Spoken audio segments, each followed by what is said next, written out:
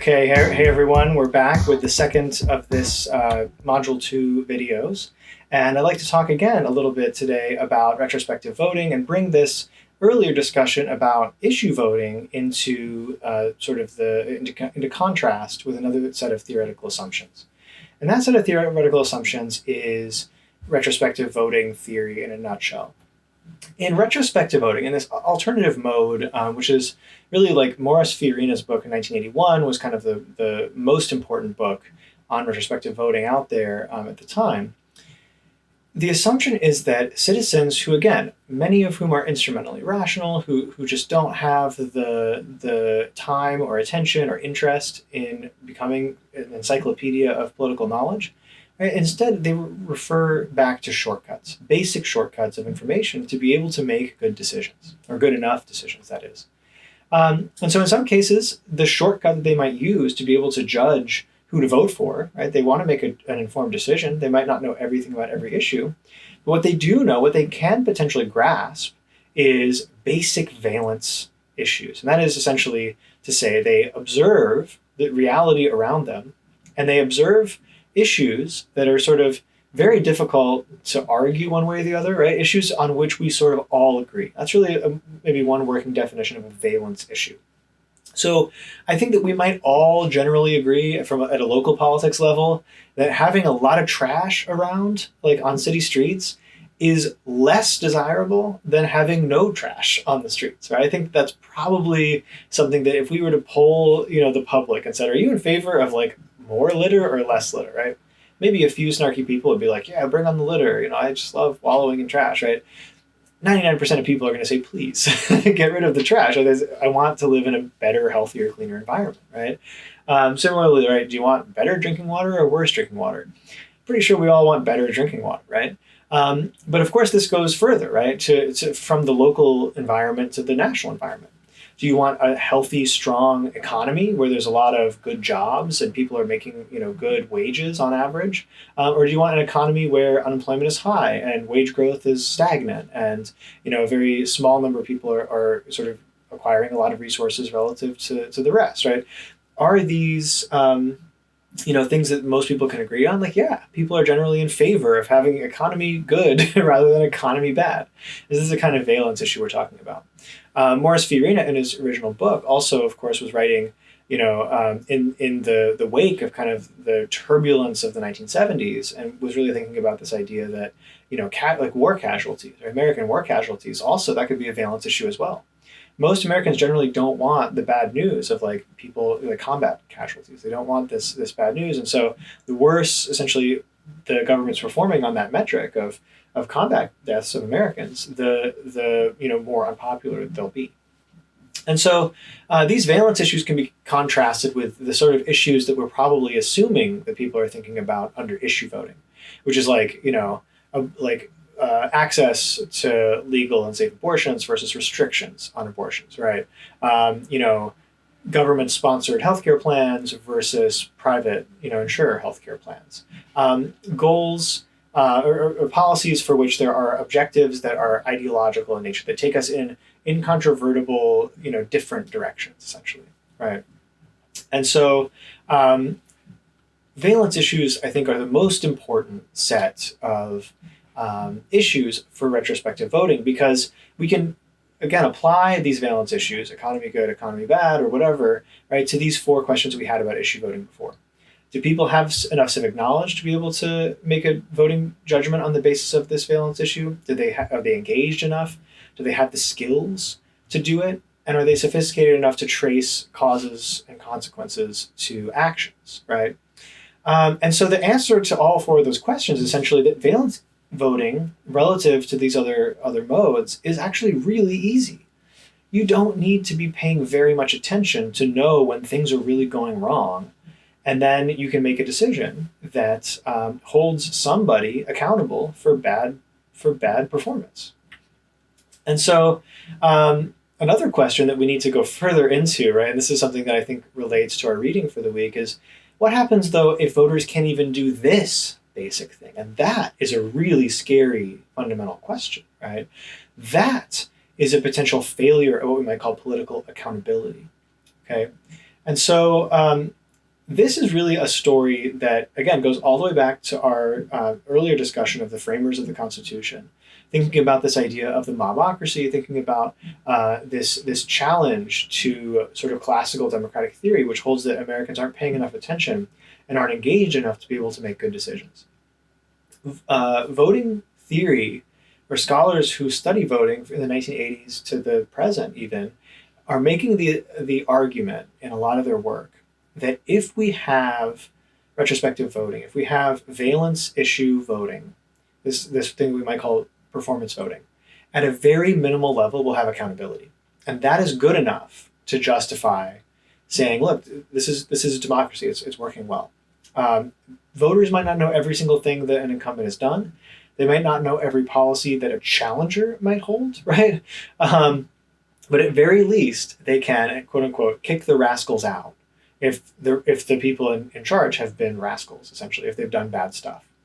And so, scandal, crashing economies. I mean, obviously, I think COVID is a huge piece of retrospective performance voting today that is going to be valuable for us to study, right? Like if COVID is worse in some places than others, or if COVID is worse in the United States relative to other places, how are voters going to evaluate that performance, and will they punish incumbents on the basis of those judgments? These are really, really important set of questions. And so to the extent that Americans will do that, that's good, right? That means that accountability functions in our democracy. But if there are reasons why Americans might have occluded or obscure judgments of reality, essentially, of economic reality, of social reality, of what's going on the day-to-day, in America, they might then form inaccurate judgments. So that's one of the things that we might think about in the reading, especially as we start to introduce this concept of motivated reasoning, which is an incredibly important concept we're going to revisit throughout the semester. So there might be some reasons why voters cannot actually do this most basic form of retrospective voting. Maybe this is the mobocracy that the framers were fearing, right? But then again, if we go back to progressive reformers, other people who really believe strongly in this idea of democracy, or of universal suffrage, at least, as a form of democracy, maybe we can still put some credit where credit's due and say, look, Americans are responsive, right? Presidential approval does fluctuate on the basis of things going good or bad, right?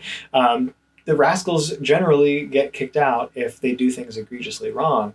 And so that's I think where we are right now. So the debate is, maybe there's a few people out there who do issue voting, but when we're trying to, again, forecast who's going to win, these kinds of core indicators of just basic performance matter a lot.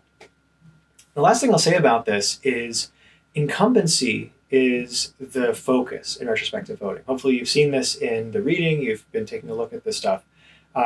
In this reading, right, we've gone back to these four criteria. This idea that the citizen must know the alternative. Right, under issue voting, we're making an assumption that people get what the policies of the challenger are. So in this case, again, thinking about the current context, Trump is the incumbent, Biden is the challenger, and so this under issue voting, we would think that a challenger or a voter might come to the situation and say, I'm thinking about voting for one of these two candidates. I really, really care about, actually this was in the news very recently, lobster fisheries, right? I'm a lobster fisherman. I care very much about the price of shellfish and access and safe waters and basically just that whole industry. And so what I want to know is, what is Trump's stance on how he's going to protect lobster fisheries and lobster fishermen and their business? What is Biden's stance on that same issue? I'm going to look, do all my homework, find out what those two candidates think and what their plans are, and I'm going to compare them, and I'm going to choose the one that's going to do best on that issue. For most Americans, though, if they're not doing issue voting, they're doing valence voting, you don't need to know the alternative. All you need to know is whether the incumbent has done a good job or a bad job. The alternative doesn't matter, right? It's really just, well, the alternative probably couldn't be worse, right? If things are dire, then why don't we go for a change? It's a knee jerk, right? That's why it's called kick the rascals out. It's kind of the foundational sort of idea, right? Kick the rascals out. So the economy, obviously, again, is the most frequent subject of these kinds of studies. because people are assumed to do this, right? Say, ask the question, how's the economy going? But I guess one question we might have, and this is a question that I study in some of my research, is how do we know how the economy is doing? So that's another thing to ponder, something we'll probably talk about at length on Thursday, or excuse me, on Wednesday. Another question, how might the political context condition those economic judgments? Are we willing to give incumbents a pass for certain kinds of economic conditions? Are we willing to say, well, that was out of the incumbent's hands, and maybe change who's responsible in our minds for some of these economic bad times or good times, right? And so again, this is where I want to sort of direct you towards the reading that we are thinking about, and certainly that we've talked about already, in raising this question of motivated reasoning. What about this process? So, for example, Martin Biscard, as we've seen, observes that when the economy is bad enough, and so in Biscard's paper, he's looking at what happens in Britain during the Great Recession. When the economy gets horrible enough during the Great Recession, partisans come together, right? Their views of reality, their understanding of reality, which is often, as we've seen in motivated reasoning, biased. Those views actually converge. However, and this is another question to sort of think about, what are these attributions of responsibility? This is a separate concept that relates entirely to the question of who actually did it, right? Who's responsible? Is the incumbent responsible? Is someone else? And so when you read Biscard, really think to yourself, why do they matter for determining whether or not the economy has an influence on how we actually choose to vote? So again, I want to introduce this stuff. In the reading, obviously, you're going to see a lot more detail about retrospective voting and all of that. But I want to raise this set of questions, which is, principally, are people still issue voting and we've just minimized that? Or are there more issue voters out there in American politics today than there were maybe when Morris Fioraino wrote his book in 1981? Right, maybe there aren't that many issue voters. Maybe retrospective accountability voting is still the way most people vote. But maybe then we can also challenge that model and say, actually, retrospective accountability is breaking, and bias will find a way almost inevitably to cloud people's judgments, reducing accountability to essentially just teams of partisans who are just cheerleading for each other. And it's basically just a head count of who's a Republican, who's a Democrat on election day. Certainly that's not a popular, but an extant view out there. I refer people to a book by Chris Aiken and Larry Bartels that we're going to see an example chapter from later in the semester, who I think really put that in stark terms and say, if accountability voting doesn't exist, then what is left of democracy?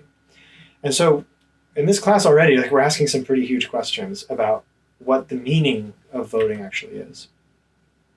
And the last set of questions I want you to ponder for this set of videos is this one about the mythical swing voter. Okay, so we've got this swing voter out there, right? I think a lot of people have assumptions about this, that there are people out there who are truly undecided. I'll post an NPR or a New York Times example. There's occasionally coverage of these people. It's like, this is a person from, wherever, Appleton, Wisconsin, who is truly 50-50 and has no clue whether they're going to vote for Biden or Trump. And I think my initial reaction usually is to be like, okay, come on, who is this person, right?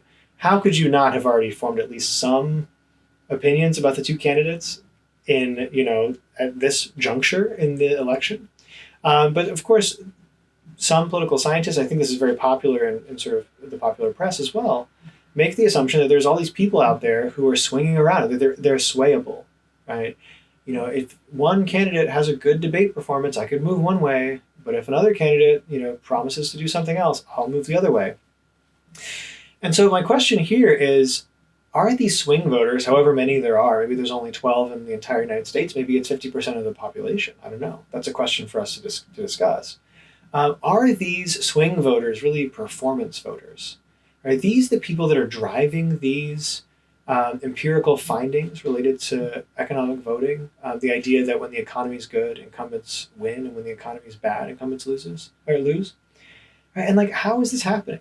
Are these swing voters, if they are performance voters, gathering some kind of evidence to make those assumptions? I think is a really important set of questions, and it's really, I want to ask of you in these slides a number of questions that will get you thinking for our meeting on Wednesday, because we've got a lot to talk about, obviously, right? We've got these performance voters, we've got questions about whether there are still issue voters out there, and again, swing voters, whether they're performance voters, and how many of them there are, if any, in the electorate remaining.